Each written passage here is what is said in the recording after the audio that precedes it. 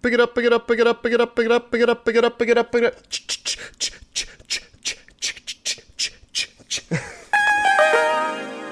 Welcome. Welcome back. Welcome. Welcome. Welcome back.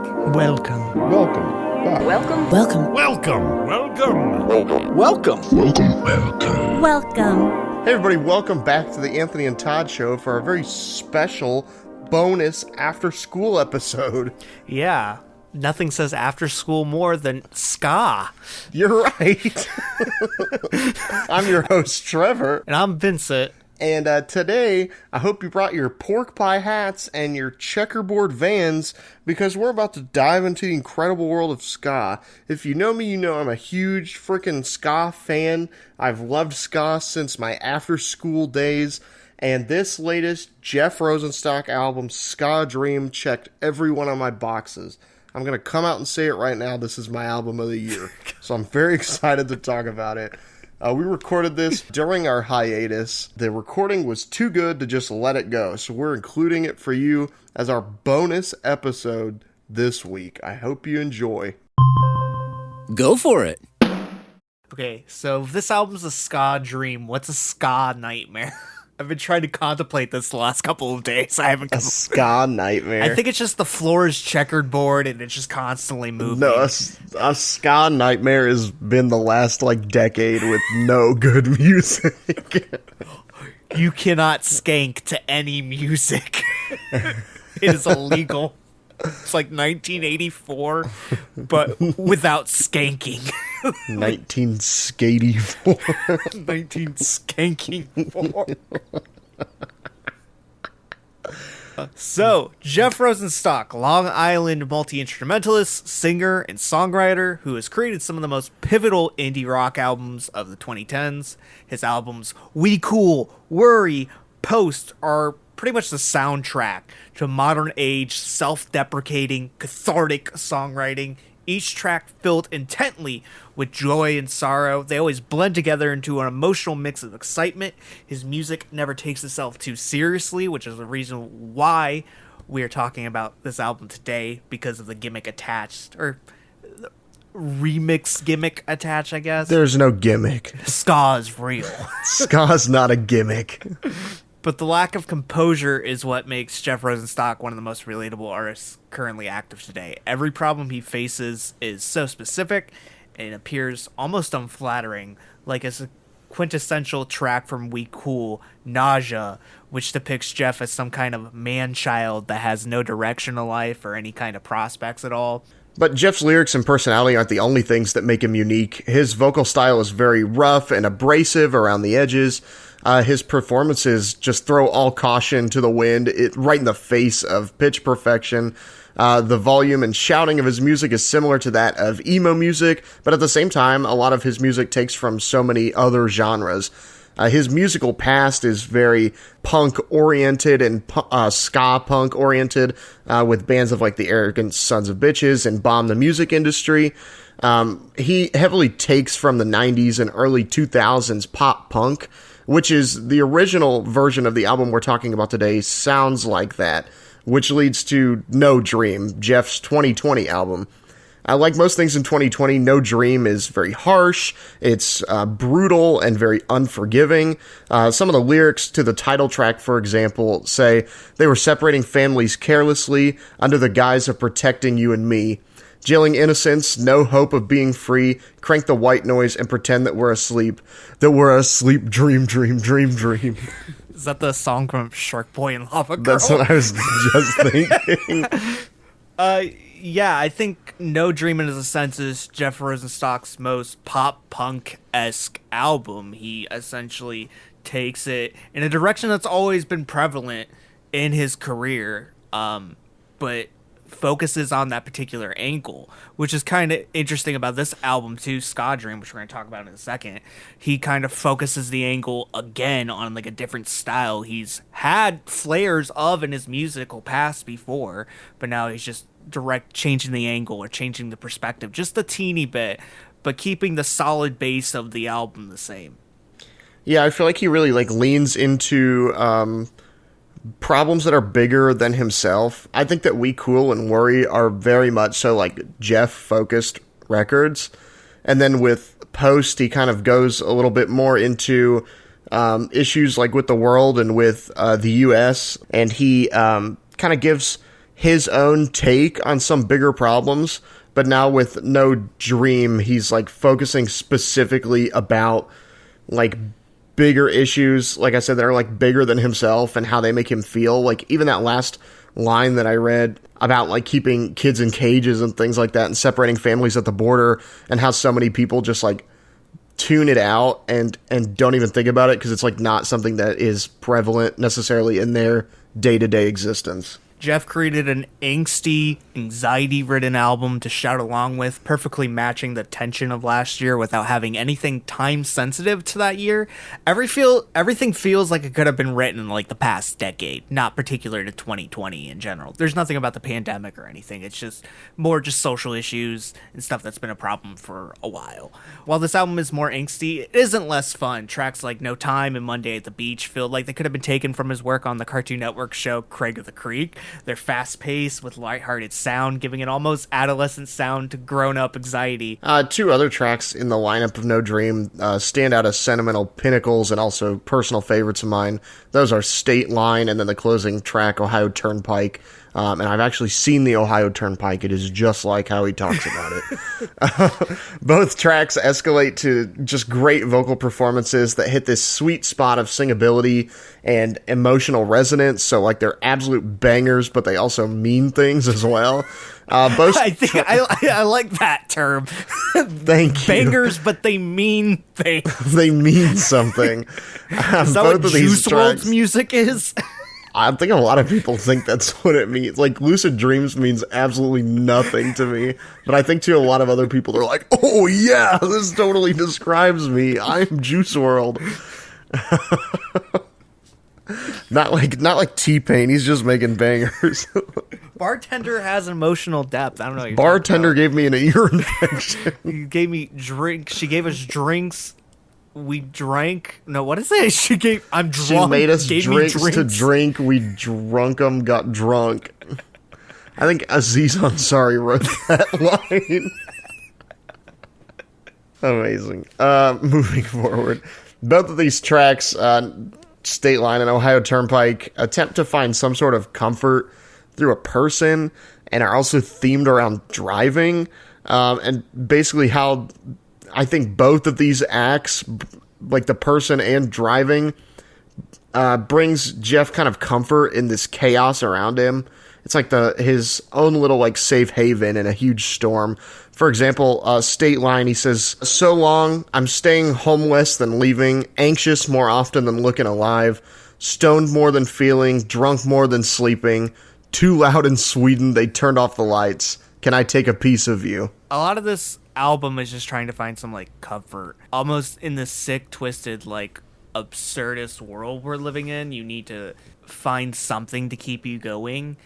It's something to keep you from paying attention to the true struggle that's really going on around you. Whether being distracted from that struggle or not is something that you can ethically be okay with.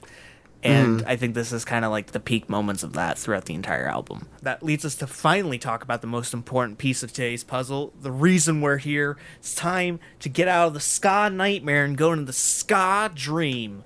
Ska has had a light resurgence of interest in the past couple of years due to things like the YouTube channel Ska 2 Network and the band The Interrupters, but it's still kind of viewed as ironically fun in the public eye after third wave ska had its moment in the spotlight. It isn't ironic. While it may be quirky, it isn't a joke. Just to give you a few examples of great ska to go listen to Operation Ivy's Energy and the Aquabats, the Fear of the Aquabats. Fucking love that album. There's serious passion and at times self-reflective lyricism that goes into it. In a way, ska is kind of a reflection of Jeff. Quirky, strange, passionate, relatable, the common man, the middle class of music. Yeah, Jeff, I feel like bringing back his ska roots was really important because it proves that like he didn't forget where he came from, and he's not just writing off ska as like a big joke. Like I feel like so many other people have. Like when people think of ska music, they think of like just that one particular time in history, like the OC in California, and you can go listen to Sum 41 on the beach for free, and then swim with Sugar Ray and go to Spooky Island. But, like, that's not necessarily true. Like, people write off ska, they're like, third wave ska was the worst period in music history ever created. But that is, I think, just like a huge understatement.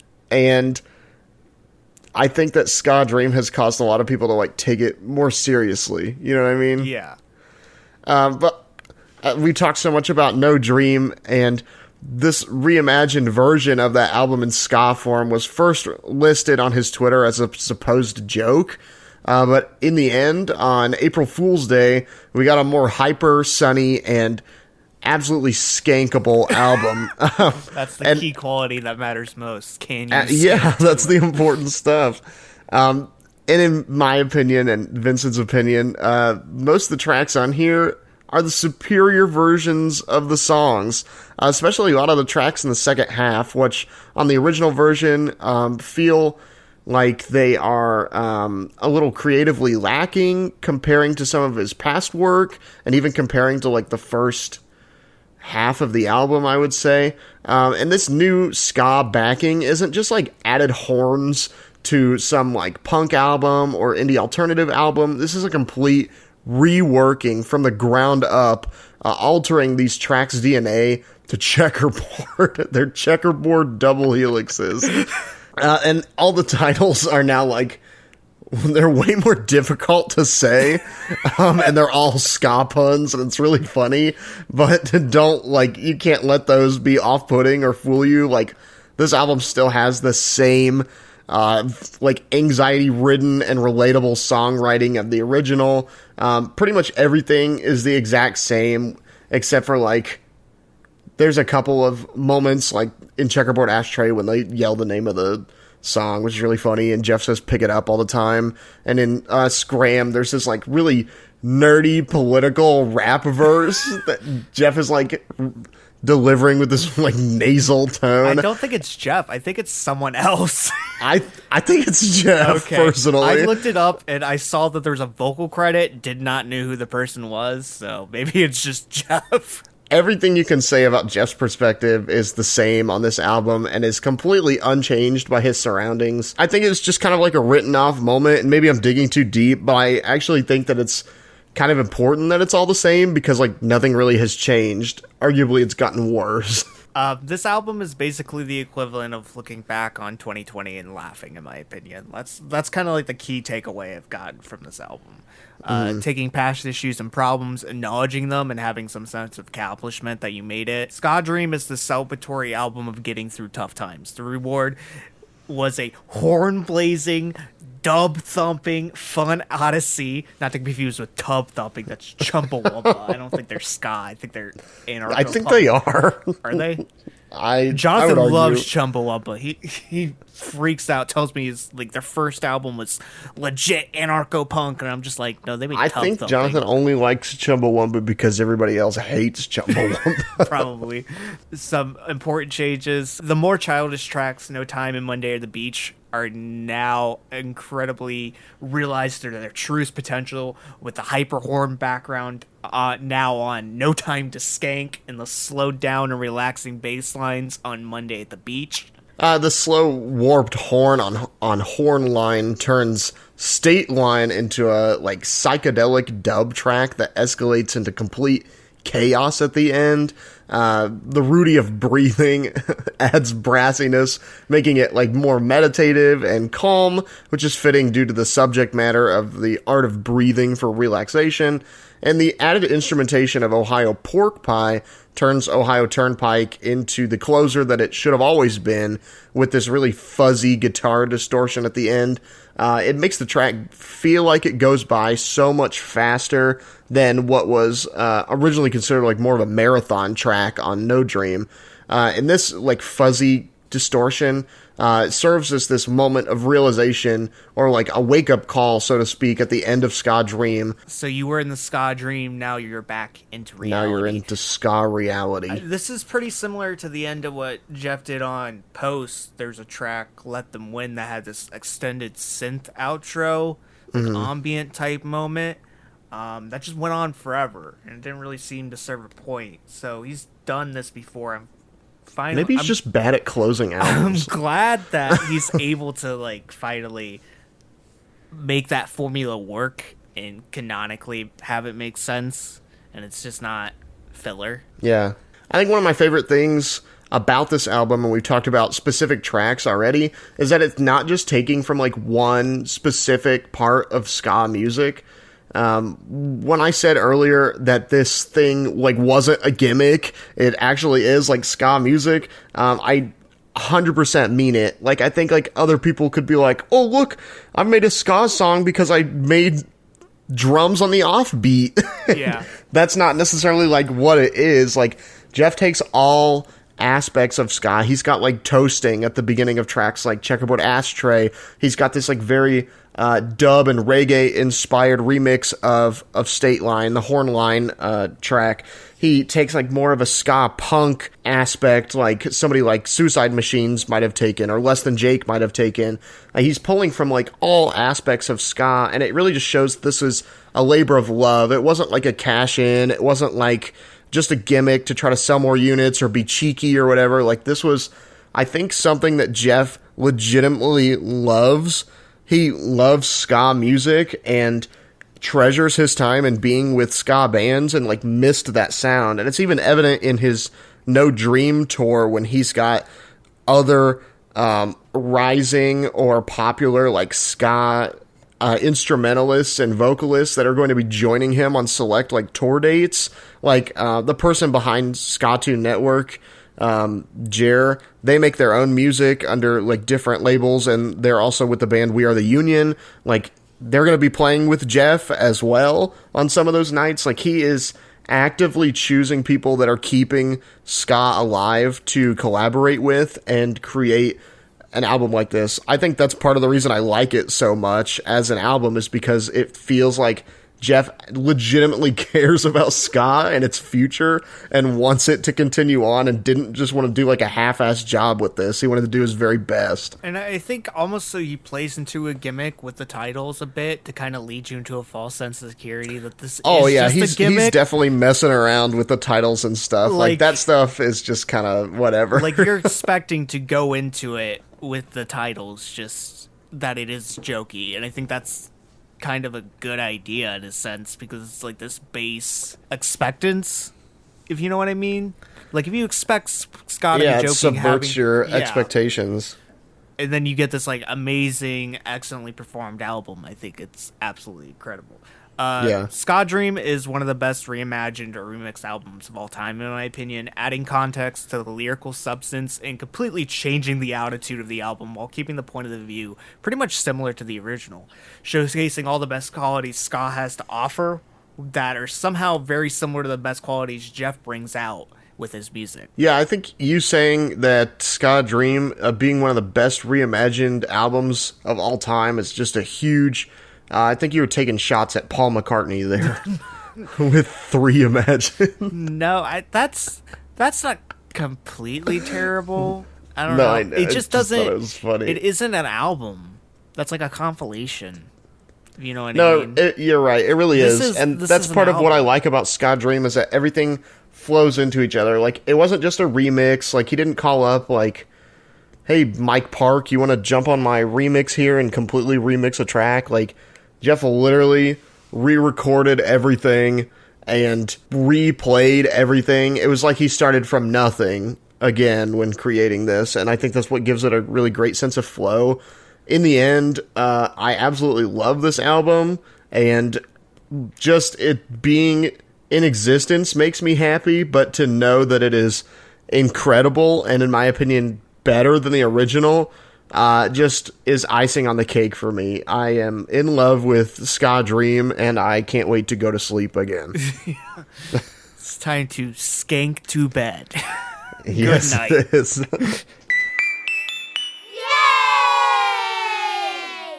Wow, that was surely a SKA Dream. Yes, it was. I'm trying to remember what I said at the beginning of the review, but I can't. 'Cause I can't remember. It was like 4 months ago, and I barely remember this a week. All I can remember is the trains. That's the only thing. That's the only thing. I hate the train. The trains going off the tracks. Trevor mentioned that a couple weeks back, or even last week. I can't remember. Time is a flat circle at this point. Everything's intersecting with everything else. But like the trains. Like the trains. They're going off the tracks. And intersecting with each other. That sounds pretty scary. That's even more scary than I thought before. I think that my phobia is getting worse. Train breeding. It just sounds nasty and creepy. Did you say breeding? Yeah, because you said they're like not getting. What I was saying. I'm saying they're crashing into each other. I thought you meant like they're combining and creating one ultra omega train, or they're splitting up into separate trains. No. Like they're either single cell like reproducing, or they're becoming mega train. I don't think trains reproduce. If they catch you slipping, they might. If you want to follow the Anthony Todd Show on social media, I don't know what you would at this point. I think I only got a few good months of me left before, I don't know, I get committed to a mental institute for speaking about train breeding. If you want to follow us on social media, you can find us on Twitter, Instagram, and Facebook at Anthony and Todd. You can find us at YouTube, youtube.com/The Anthony and Todd Show. And you can check out my new album, Later Effects, music to inspire creativity. I'm too creative at this point, and it's to my detriment, and it's because of this album. You can find it right now on Spotify, Apple Music, Tidal, and Amazon Music. But until next time, guys, I've been Vincent. I'm Trevor. And see ya, boyos. Bye, everybody. Watch out for trains. Goodbye. Goodbye. Goodbye. Goodbye. Thank you. Goodbye.